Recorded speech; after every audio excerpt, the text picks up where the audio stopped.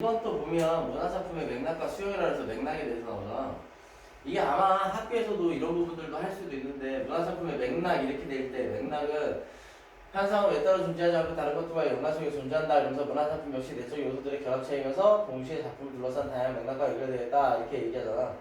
그러니까 다양한 내용적인 요소들이다라고 했을 때 내용하고 형식적인 부분들까지 다 얘기를 하는 거고, 그 다음에 또 보면 그래서 다양한 맥락과 연결가 되어 있다 그러는데, 다양한 맥락을 보면서 작가, 사회문화적 배경, 사고 텍스트, 문학사적 맥락 이렇게 되는데, 그래서 저걸 통해서 우리가 주로 배우는 게 뭐였냐면 그거 생각하는데, 외자적 관점, 내재적 관점. 그러니까 감상하는 방법인데, 감상하는 방법을 우리는 그거에 포커스를 맞춰서 보잖아. 근데 쓸 때도 그렇고 만들 때도 그렇고 이런 부분들이 들어가니까 우리는 그걸 판단해야 된다는 얘기야. 따라서 작품을 제대로 수용하기 위해서는 작품에 다양하게 사용하는 맥락을 고려하면서 읽는 과정이 필요하다라고 얘기를 하는 거고, 이게 올바른 수용 태도다 이러는데, 그러니까 작품을 읽으면서 형식적으로야, 형식적으로 이런 부분들을 보면서 읽을 수 있어야 된다고 얘기를 하는 거야. 또한 문화작품은 작가에 의해 창작되는 것이므로 작가의 체험이나 상상, 사상, 감정 등의 영향을 받고, 따라서 작가를 알면 작품의 의미를 깊이 이해할 수 있다 이렇게 되어 있는 거고, 또 문화작품은 당대의 현실 속에서 생산되기 때문에 창작 당시의 역사적 사건이나 사회적 변화, 문화적, 그래서 사회문화적 맥락, 우리가 볼 때 그래서 이걸 할 때 뭐라 그래? 반응문적 관점 뭐 이런 식으로 얘기하잖아. 감상할 때 그런 것들이라고 생각하면 돼. 사회문화적 맥락을 반영한다. 독자가 작품을 수용할 때에도 독자가 살고 있는 시대의 사회문화적 환경에 따라서 작품의 의미나 가치가 달라지는 경우가 많다. 따라서 독자는 작품을 감상할 때 작품이 생산되고 수용되는 시대의 사회문화적 맥락을 염두에 두어야 한다라고 얘기하는 거고, 그래서 문화작품은 이전 시대에 나온 작품들과 연관 속에서 이렇게 얘기하는데, 사회문화적 맥락을 얘기하는 거야. 그 다음에 또 연관 속에서 새롭게 창조가 된다. 그리고 그 작품이 전통의 일부가 되어 다음 시대 작품에 영향을 미치고, 이를 문화사적 맥락이라 한다. 그래갖고 문화사적 맥락을 볼 때 우리가 왜 대표적으로 볼 수 있는 것 중에 하나가 뭐냐면 그런 거, 그 주몽 신화라든지 이런 신화들을 통해서, 그 다음에 영웅 소설의 계보들까지 이어지게 되는 것들, 그런 것들이 문화사적 맥락이고, 그뿐만 아니라 한 작가의 서로 다른 작품이나 동시대 다른 작품 사이에도 밀접한 연관성을 지닌 경우가 많고, 작품과 작품 사이의 제재 구성, 그 다음에 주제 등이 밀접한 연관성을 지닌 것을 상호텍스트적 맥락이라고 한다. 그래갖고 연관성을 지니는 것 상호텍스트적 맥락 개념. 자, 그러면서 이렇게 독자가 문학사적 맥락, 상호텍스트적 맥락의 작품에서 작품을 감상하면 감상의 폭이 넓어지고, 다양한 맥락은 작품의 생산 수용 과정과 긴밀하게 연결되어 있다. 그래서 남시지 유동 박시몬방에서 유랑생활하던 작가의 삶 및 해방 전후 우리 민족의 고통이 고난이 투영되어 있으므로 작가와 사회문화적 맥락에서 작품을 감상할 수 있다. 또한 소설 이추풍전, 가부장적 질서가 무너지고 여성의식이 선전하던 조선 후기의 사회상을 반영하고 판소리계 소설의 특징을 지니기 때문에 사회문화적 맥락과 문학사적 맥락에서 작품을 수용할 수 있다. 그 다음에 박목월의 시 나그네는 친구 조지훈의 시 완화사회 답판의 형태로 쓰였으므로 작가 간의 관계와 상호텍스트적 맥락을 고려하여 작품을 감상할 수 있다. 이렇게 얘기를 하는 거야. 그래서 보면 서로서로 연결되어 있는 것들이 나오게 되는 거고. 자, 이와 같이 우리는 다양한 맥락을 포괄적으로 고려해 작품 수용하면서 작품 이해와 관상하는 폭을 넓히고 작품의 가치를 평가하는 안목을 높일 수 있다. 그 다음에 수용할 때 독자의 독서 행위를 통해서 이루어지는데, 독자는 자신의 가치관을 바탕으로 작품의 주제를 해석하고 평가하면서, 그러니까 주체적으로 수용한다라고 여기 나와 있듯이 자기 스스로가 주관적으로 받아들일 수 있어야 되는 거고, 문학작품을 공감적, 비판적, 창의적으로 수용하게 되는데, 작가의 생각이나 정서에 공감하기도 하고 작가의 의도나 생각을 능동적으로 비판하기도 하며, 그 다음에 자신의 가치관에 따라 창의적으로 수용하기도 한다. 가령 김영랑의 시 모란의 피기까지를 읽을 때는 독자는 화자의 격전적인 슬픔에 공감할 수도 있고, 화자가 노래하는 슬픔의 정서가 시대상을 외면했다고 비판할 수도 있으며, 자신의 경험을 적용하여 창의적으로 수용할 수도 있다. 문학작품을 제대로 수용하기 위해서는 작품이 지니는 미적 구조나 작가의 의도, 작품이 창작된 시대적 배경 등을 정확히 파악해야 한다. 또한 작품에 대한 자신의 해석과 평가가 보편적 가치관과 상통하는지도 충분히 고려해야 된다. 이러한 모든 과정이 이루어질 때 문학작품을 공감적, 비판적, 창의적으로 수용하는 것이 가능하게 되고, 문학작품을 공감적, 비판적, 창의적으로 수용하면서 우리는 다른 사람과 구별되는 개성 있는 안목을 가지게 되고 작품의 미적 가치를 찾아내는 능력을 줄 수 있다. 그러니까 스스로 창의적으로 보면서 판단을 하게 되면 내가 보는 기준들이 생기게 된다는 얘기를 하는 거야. 작품의 미적 가치를 발견하고 작품을 평가하는 일에서 끝내는 것이 아니라 그 결과, 그러니까 작품에 대한 이해와 평가의 결과를 다른 사람과 적극적으로 교환할 필요가 있다. 이렇게 작가의 생각을 그대로 따르거나 자신만의 생각에 갇히지 않고 작품 감상의 결과를 서로 소통함으로써 타자에 대한 개방적이고 포용적인 자세를 갖출 수 있다 라고 얘기하는 거니까, 감상 방법 우리가 얘기하는 걸 길게 늘어놓은 걸 뿐이라고 생각하면 돼. 알겠죠? 자, 그래서 문화작품 내적 요소들의 결합체, 그래서 작품을 제대로 수용하기 위해서는 다양하게 작용하는 맥락을 보면서 읽는 과정이 필요하다. 그래서 사회 문화적 배경과 작가, 문학사, 사고 텍스트 이렇게 돼 있는데 문화작품을 놓고 작가와 그러니까 이건 표현론 조건점처럼 보면 되고 현실 반영론 조건점처럼 보면 되고 사고 텍스트 문학사라든지 이런 것들도 사학적인 개념으로 보면 돼 역사적으로. 그래서 문화작품의 공감적, 비판적, 창의적 수용을 하게 되면 개성있는 안목, 미적가치 찾아내는 능력을 준다 라고 얘기를 하는 거야. 무슨 얘기인지 알겠죠? 쉬운 내용이니까 근데 저런 것들에 대한 또 개념 문제들이 나올 수 있으니까 개념도 잊지 말고 교과서를 볼 때 꼭 확인을 하고 와야 돼. 자, 이충풍전. 얘 같은 경우에도 판소리계 소설이야. 판소리계 소설. 그러니까 원래는 판소리가 있었는데 지금은 판소리 사설이 전해지지 않아서 이 판소리 소설만 전해지고 있는 거야. 알겠지? 자, 그래서 이충풍전을 보면 앞부분의 줄거리. 숙종 시절 서울에 살던 이충풍은 부모에게 물려받은 많은 재산을 방탕한 생활을 탕진한다. 이후 춘풍은 아내 김씨에게 모든 살림살이를 맡기고 다시는 흩어지지 않겠다는 각서를 쓴다. 하지만 아내가 가등고생 끝에 재산을 다시 모으자 예벌을 대선하는 춘풍은 장사를 핑계대고 집에도 500냥과 호주에서 빌린 돈 2,000냥을 가지고 평양에 간다. 이렇게 되는 거야. 그러니까 무능력한 애가 아내에게 도움을 받는 거지. 그래서 여기서 보면 여성의 경제적 역할이 확대된다는 거. 조선 후기, 양난이 끝나고 나서 조선 후기가 들어섰을 때 숙종이니까. 그지? 조선 후기가 들어섰을 때 조선 후기가 돼가지고는 여성의 경제활동들이 늘어지는 것뿐만 아니라 양반들에 대한 그런 우리가 흔히 배울 때 뭐 삼정의 문란이나 이런 것들처럼 배우면서 이 신분제도 자체가 흔들리게 되는 것들 그런 것들이 생기게 되는 거야. 자, 그곳에서 춘풍은 기생 추월하게 관하여 장사님처럼 거들여 급기야 그 집에서 머슴 노릇을 하게 된다. 이 소식을 들은 춘풍이 아내는 평양감사의 회계 비장을 자처하여 남장하라고 평양에 찾아간다. 그래서 회계 비장이라는 건 여기 나오는 것처럼 출납을 계산하는 일을 하는 옆에 장수, 남장을 하는 거야. 도움을 받아서. 그러니까 이게 없는데 이거밖에 없어서 그런데 여기서 내용에 이제 춘풍의 아내가 잘 지내고 있던 사람들 중에 친하게 지내고 그 다음에 삭바느질하면서 도움을 받고 살았던 그 집에 정승집에 이제 그 아들이 말하자면 높은 벼슬을 하게 돼요. 평양 감사가 되는 거야. 그래서 평양 감사의 회계비장 그래갖고 거기에 내가 갈 수 없겠냐 그래갖고 도움을 받아서 가게 되는 거야. 무슨 얘기인지 알겠지?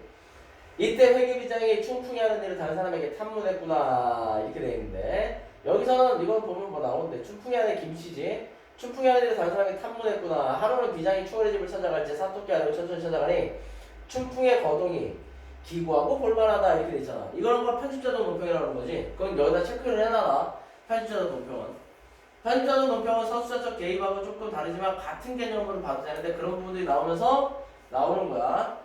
봉돈 한 발 덥수룩한데 얼굴조차 안 씻어 더러운 데가 덕지덕지 10년이나 안 뻔한 옷을 도롱도롱 누비어서 그런저런 얼거 입었으니 그 추한 형상에 누가 아니 침을 뱉으리오.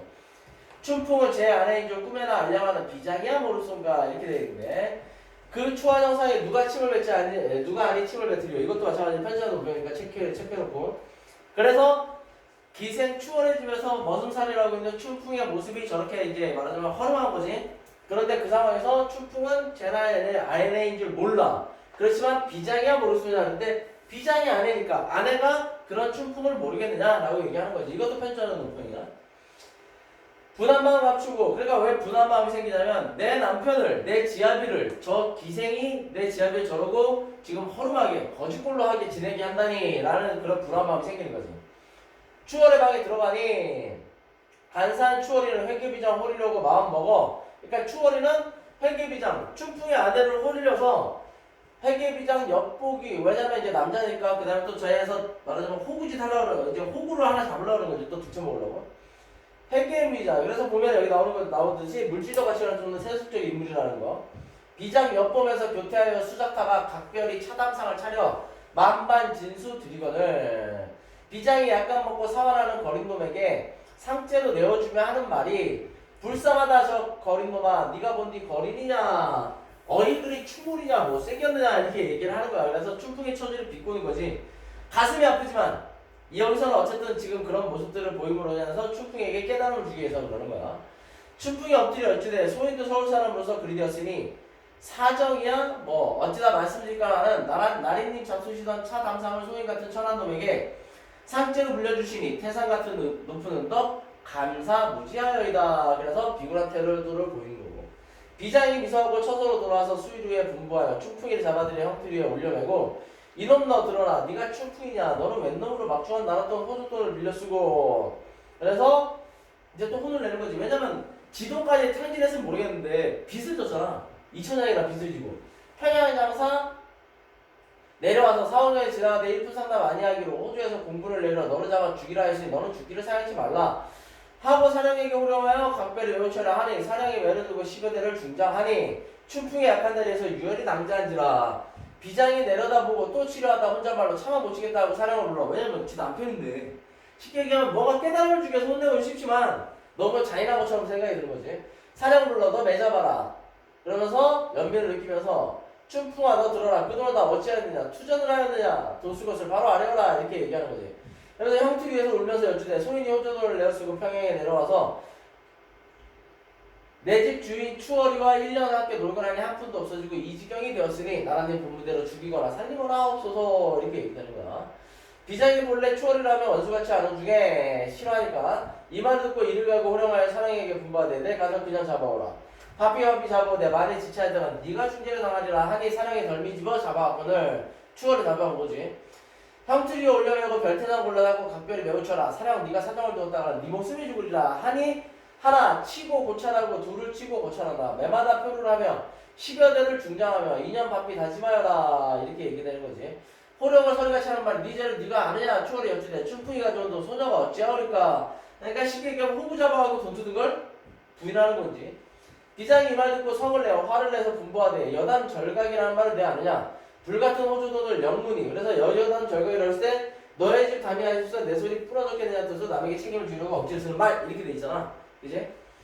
내 아느냐 불같은 호주돈을 영문이 물어주랴. 그래서 관찰사 그러니까 쉽게 얘기하면 가명이 물어주겠느냐 동간에서 물어주겠느냐 우리가 물어주랴. 백성에게 수령하라. 백성한테 다시 뜯어 이 지경에 내 이 지경에 무슨 잔말하랴. 굴레 등에 두 눈을 부릅뜨고 형장을 높이 들어 백일 청천에 벼락치듯 만천청산 울리듯 금장소리 호통치며 하는 말이.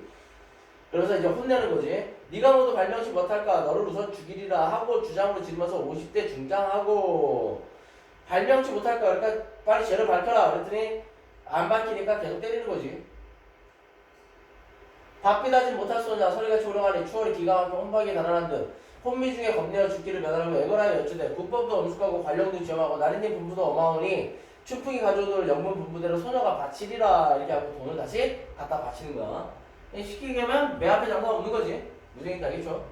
자 비장이 하는 말이 호주에서 공문도와 너를 빨리 죽이라 하였을 때 네 죄를 네가 알고 돈을 모두 바치겠다 하니 너를 살려 주거니와 호조돈 이자는 자모지례로 5천냥을 전부 개봉하라 이렇게 돼 있으니까 원금의 2할이라가 되도록 정한 이자 그러니까 이자까지 포함해서 5천냥을 전부 개봉하라. 추할이 여쭈되 10일 말미를 주시면 5천냥을 바치리라 라고 얘기하는 거야. 그러니까 처형을 면한 대신에 이자까지 작살나게 쳐가지고 받는 건데 가만히 보면 2배지 전부 다. 원래 500냥에 2,000냥에 그러니까 2,500냥인데 거기다 이자 쳤으니까 2할이 되도록 정한 이자율이라고 하지만 사실 생각해보면 뭐하는 거야? 덕택이 씌워갖고 너희 다 내라 이렇게 얘기할 거야. 자 하고 다짐을 써서 올리거나 그제야 비장이 춘풍이와 추월의 형태에서 내놓고 춘풍이를 다시 불러 가만히 약속하되 여러 안으로 전부 가지고 서울로 올라오라. 내가 또한 유구하여 먼저 떠나 올라가니 네가 서울로 올라오던 댕 문화에 무난하라 이렇게 얘기되는데 춘풍에게 할 일을 지시해 주는 거지. 그래갖고 와서 돈 가지고 서울로 올라와서 또한 내가 유구에서 먼저 떠나 여기서 먼저 떠나니까 네가 서울로 올라오던 댕 문화에 무난하라 이렇게 하니까 찾아와라 이거지. 그러면서 춘풍이 감사에 내려서서 여쭈되 나린님 덕택으로 호주도를 수세하옵니다. 비장이 사또 전에 춘풍과 추월을 처치한 말씀을 낱낱이 구하고 조용히 여쭈되 사또 평양 감사 내일 하직하고 서울로 가려고 하오니 사또님께서는 추월에게 분부하여 잠오지례로 5천냥을 모두 수세하여 춘풍에게 보내주기를 천만 바라나이다 이렇게 얘기하는 거야. 사또가 허락하자 이튿날 하직하고 상급한 돈 수만 냥을 환전으로 붙여놓고 이어서 발행할세 평양을 하직하고 서울로 올라서 환전을 즉시하고 춘풍이 오기를 기다리더라. 평양에서 사또분간이 분부하되 추월을 잡아들여 돈 바치라 성황하니 10일이나 못되어 5천냥을 다 바쳤겠다. 춘풍이가 돈을 싣고 서울로 올라갈 때 이때 춘풍의 아내 문 밖에 성나서 순풍의 손을 보여줬고 어이 그리 더디온가 장사의 이익만한 평안이 오시니까 라고 얘기하면서 모르는 척 해주는 거야. 춘풍이 반기면서 그 사이에 잘 있었는가 하고 12발의 싫은 돈을 장사에게 남기듯이 여기저기 들어오고 의기양양하는구나. 좀 허세 이미 다 알고 있는데도 그거 모르면서 허세 부리고 있는 거지 그지? 춘풍 아내가 춘풍에게 차담상을 별나게 차려 드리거늘 춘풍이 온 교태를 다할 적에 기구하고 볼만하다. 콧살도 찡그리며 입맛도 다셔보고 젓가락도 휘저으며 하는 말이 그런데 앞에서는 그죽골처럼 지내가고 상 하나 주는 것도 감지덕지 하더니 이제는 자기 부인에 의해서 그런 걸 덕을 본지도 모르고 그것도 부인한테 온갖 허세를 누리고 있는 남자의 모습. 그래서 보면 중요한 게 이거지. 허위적인 가부장의 권위를 풍자한다는 거. 생치다리도 덜 구워졌으면 자반에도 기름 잡고 황유조차 맛이 좋다. 평양으로 갈까 보다. 협박하자고 하자네. 죽으려고. 그지? 자, 호주돈 아니었다면 올라오지 아니했지. 내일 호주돈을 다 바치고 평양으로 내려갈지 너도 함께 따라가서 이렇게 얘기하면 아직도 정신 못 차렸지. 이건 편집전에 높은 예언인 거고. 평양 가면 작은 집에 그 음식 좀 먹어보소 이렇게 되는데 추월 얘기하는 거야. 쉽게 얘기하면. 쟤네 집 가서 그 개고생을 해놓고 거기 가서 맛있는 거 먹어보라고 얘기를 하는 게 또 정신 못 차리고 있는 거야. 온갖 기만 당할 적에 축풍 안에 축풍을 속이려고 황후를 기다려서 여자하고 벗어놓고 비장한 거 다시 입고 흐들거리면 들어오니 그래서 교만한 때도 혼내려고 축풍이 위하여 방 안에서 주저주저 하는지라 갑자기 비장이 들어오니까 자기 혼냈던 사람이 들어오니까 비장이 호령하되 평양에 왔던 일을 생각하라 네 집에 왔던 들 그다지 거만하냐 그러면서 춘풍에 대해서 비판을 하는 거고 춘풍이 그제야 자세히 본즉 과연 평양에서 돈 받아줘서 회계비장이라 깜짝 놀라서 문 밖에 뛰어내려 문화를 여쭈대 회계비장하는 말이 평양에서 맺던 배가 얼마나 아프더냐 춘풍이 여쭈대 어찌 감히 아프다고 그러니까 소인에게는 상의로 소이다 회계비장하는 말이 평양에서 떠난 적에 너더러 이르기를 돈을 싣고 서울로 올라오거든 되게 무난하라 하였더니 소식이 없기를 매일 기다리다가 아까 마침 남산 밑에 박승기 댁에 가서 술 먹고 대치하여 종일 놀다가 호련히 네가 왔단 말 듣고 네 집에 왔으니 흰죽이나 쑤어달라 이렇게 얘기하는 거지. 한해 춘풍이 제 지역이를 아무리 찾은 데이 있을 수가 왜냐면 비장이 지금 부인이니까. 그래서 제가 손수 죽을 쓰려고 죽살을 내어두고 부엌으로 나가거든 비장이 호령하되 네 지연이는 어디 가고 나에게 내외를 하느냐 쉽게 얘기하면 네 부인은 어디 가고 네가 그거 하려고 지금 여기서 빠져나가는 거야? 이렇게 얘기하는 거지 또. 춘풍이 묵묵부담하고 혼자 한 말로 심중해야 하는데 그립던 차에 가수를 만났으니 우리 둘이서 잠이나 자 볼까 하였더니 아내는 간데 없고 비장을 이처럼 하는 진실을 말하면 누가 내하라 이렇게 되는데 달리 어찌할 수가 없구나. 회계비장이 대답하니 춘풍의 죽쓰는 모양이 우습고도 볼만하다. 그제야 죽상을 드리거나 비장이 먹기 싫은 죽을 조금 먹는 자다가 춘풍에게 상째로 주며 하는 말 이렇게 되는데 추월의 집에서 했다는 행위를 반복하는 거지. 네가 평양 가면 추월의 집에 사안으로 있을 때 다 깨진 한 사발에 누룽지에 국을 부어서 숟가락 없이 뜰 아래 서서 되는 대로 먹던 일을 생각하며 다 먹어라. 하니 그제야 춘풍이 아내가 어디서 중간이냐를 볼까 여기저기 살펴보며 얼른 먹는지라 그제야 춘풍 안에 혼잣말로 이런 거는 볼자시면 누가 하니 웃고 볼까 하는 행실 저러하니 어디 가서 사람으로 보이는가 아무튼 속이기를 더하자니 차마 웃어 못하겠다 이런 거를 볼자시면 나 혼자 보기 아깝다 그러면서 가부장의 권위가 실시되는 거야. 이런 거도 저런 거도 다 본 연애 회계비장 의복 벗어놓고 여자 의복 다시 입고 웃으면서 왜 그런 건데? 또 마시다가 취했어? 자, 이 멍청아 하는 춘풍의 돈을 밀치면서 하는 말이 자신의 정체를 드러내는 거지. 안목이 그다지 무도한 간에 춘풍이 어이없어 하는 말이 이왕이 자네인 줄 알았으나 의사를 보려고 그리했지. 또 허세 부리고 앉아있죠, 그쵸? 왜 그러는 건데? 허세 걸렸구나. 그래서 자기의 또 허세 부리는 거고. 그날 밤에 부부들이 원하는 펼쳐놓고 두었으니 아주 그만 제법이로구나. 그러면서 펼쳐야 높여. 그런저런 사고 나서 그 이튿날 호주돈을 다 바치고 쌍급한 수만년 재산으로 노비전다 다시 장만하니 의식이 풍족하고 유자생녀하여 화목하게 평생 활하기 좋으시고 그런 것 없이 지냈구나. 대저 여자로서 손수 남복하고 회계비장으로 내려가서 추월도 다스리고 춘풍 같은 남편도 데려오고 호주돈도 수세하고 부부들이 정신도 사았으니 마음과 혈안이 이루고 대간 기록하여 후세 사람에게 전하고자 하는 바이다 라고 이야기하면서 논이 많이 여자되거든 이런 일이 효치가 없어서 이렇게 돼 있는데 말 그대로 그를 본받도록 권하는 거야. 그러면서 여기서 나오는 것처럼 편지는 논평 그 다음에 마치 남에게 들은 이야기들을 또 다시 얘기를 해줌으로써 말 그대로 마치 액자식 소설인 것처럼 얘기를 해주나 이렇게 하면서 깨달음을 전해주려고 하는 거다라고 보시면 돼요. 그래서 나오는 것들도 내용 보면 여기서 중요한 건 이런 거겠죠. 조선 수종대 서울과 평양 전적 작가 시점이라는 거. 그래서 이번 주제에 허위적인 남녀 중심에 대한 비판과 지적인 여성상 그래서 풍자적이다. 그에 한해 김씨의 상반된 모습을 통해서 남자 가부장적인 거에 허세 이런 것들 허위를 보여주는 거고 물질중심적 가치관 여성의식의 성장 등 조선후기 사회상을 반영했다. 그 다음에 남장 모티프 이렇게 되는데 남장 모티프를 쓰게 되는 것들은 뭐 우리가 보는 것들처럼 우리가 왜 문학비책에서 봤던 홍계월전이라든지 뭐 이런 작품들 그 다음에 이제 축구안의 김씨에 대한 문제 해결 방식은 굉장히 치밀하게 계획을 하고 남성사회에 과감하게 뛰어들면서 관건을 이용해서 그러니까 말하자면 공권력을 이용해서 부도덕한 인물들을 진벌하는 거. 여성의 능력과 지혜를 두드러지게 드러내므로써 관점이 진보적으로 변하는 당시 사회상. 그러니까 여성에 대한 것들이 보수적이었다가 조금 여성들의 권위가 높아지면서 여성들의 권위가 살면서 관점이 조금 더 바뀌게 되는 그런 개념을 얘기하는 거야. 그 다음에 모습을 통해서 얘기하는 거 풍자해야 이런 거 나오는 거 잘 기억해두고 인물 인축풍화가 아래 김씨 완전히 상반된 인물이지. 향락과 사치 경제적으로 무능하고 감정적 권위를 내서 그만하지만 비굴하게 처신하는 기회주의죠. 김씨는 경제적 능력이 뛰어나면 위기에 처한 축포를 기억에 적극적으로 행동한다 이런 내용들이 들는 거고. 그 다음에 잡기전 이런 것들이 나오는데 여기서 우리 이 문화피처 하면서 읽어본 적 있지? 그지? 그래서 개가금지 개가라는 건 뭐냐면 저기 그 재혼을 금지하는 거에 대한 비판을 하는 거야. 조선시대에는 재혼을 금지였는데 그런 것들이 이제 지금은 다 바뀌었지만 그 당시에는 저런 거를 금지했는데 그런 걸 비판하는 거지.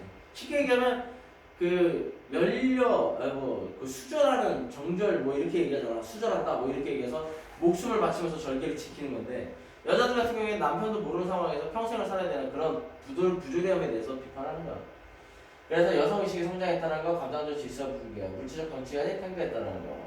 배비장전에서도 그런 부분들이 나오는 거니까 기억해두고 이런 것들 정수정전이라든지 다 그런 것들이 나오는 거야. 무슨 얘기인지 알겠죠? 그 다음에 남친주의 이동 박시고방은 있어요. 있으니까 확인해 보도록 하죠. 알겠죠?